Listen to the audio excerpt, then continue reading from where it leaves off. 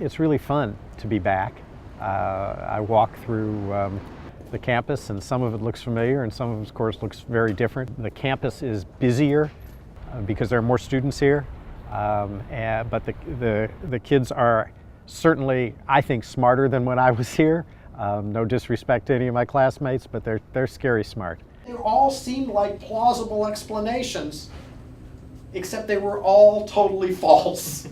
Last October, I guess, Mary McIntyre asked me to teach a course on education policy and its relation to policymakers, how it's made. There really was no history for a course like that, even though there was a course number.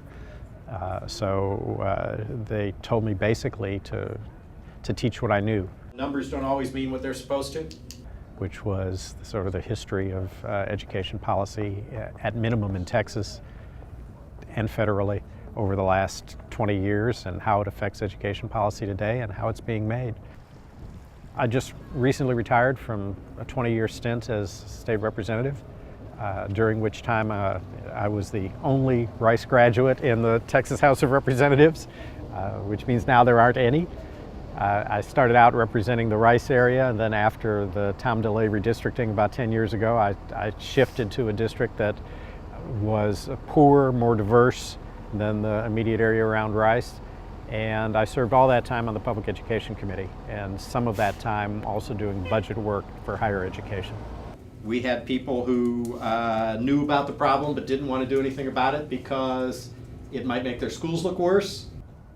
I've had a number of graduate students work with me in the legislature as interns over the years, and what they're amazed by is that it doesn't resemble what they learned in school about how policy is made.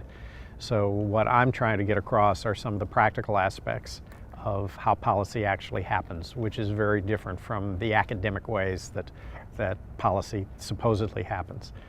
Talk about the personalities, talk about the pressure groups, but at the same time, do some real in-depth look at what those policies are and how they're going to affect those who are teaching in school and those who want to have an influence on education policy in the future.